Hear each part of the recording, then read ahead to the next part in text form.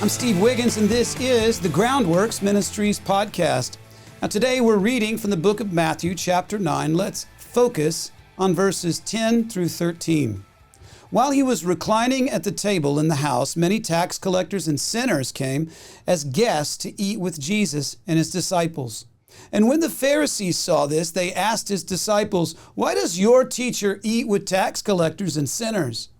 But when he heard this, Jesus said, "Those who are well don't need a doctor, but the sick do. Go and learn what this means." Interesting, he tells the teachers, go learn what this means.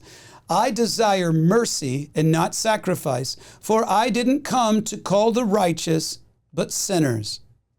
A few days before I moved to California, I saw my soon-to-be new boss, Greg Laurie, on Larry King Live. And just before a commercial break, Larry figured that he'd catch Pastor Greg on a trick question. And Larry asked, "Greg, isn't religion just a crutch?"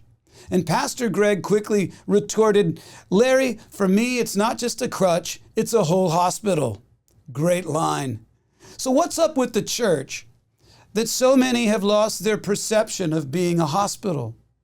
Is it wrong to enter a hospital and to admit that you need care? Why are people afraid to approach their congregation in a similar way?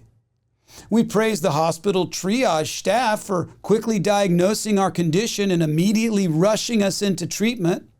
So why do people in the church have a stigma about diagnosing a sin issue and then promptly suggesting a proper course of treatment? In this case, discipleship. Well, the Pharisees were in denial, obviously. They ministered in the synagogue more than anyone else, and yet they denied their own need for inner healing. You know, doctors even get the flu vaccine. How could the doctors need medical attention? That was their attitude. Doctors, right? They couldn't heal themselves, much less anyone else.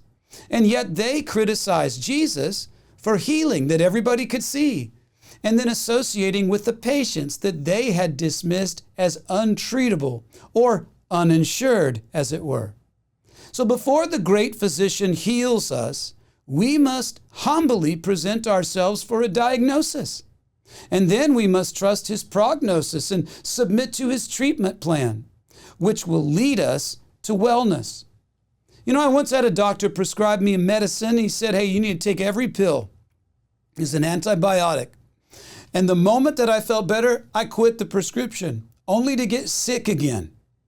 So in today's passage, Jesus made a house call. He went to Matthew's house. Matthew risked his reputation in order to show his friends that he was spiritually healed. Hey, I'm a Christian now. And he also risked his reputation to introduce his spiritually ill friends to the Messiah. And Jesus honored that risk with his presence. You know, the church is designed to be a spiritual hospital, with its members acting as paramedics around the city.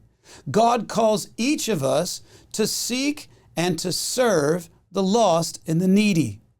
And we exist to search out the sick and the dying, to share our stories of crisis and of healing, and to bring the people back to the hospital for ongoing care and community. I'm Steve Wiggins, and this is the Groundworks Ministries podcast. You know, Groundworks Ministries operates entirely through financial donations from faithful people like you. And yes, we do need your donations. We need your support now more than ever.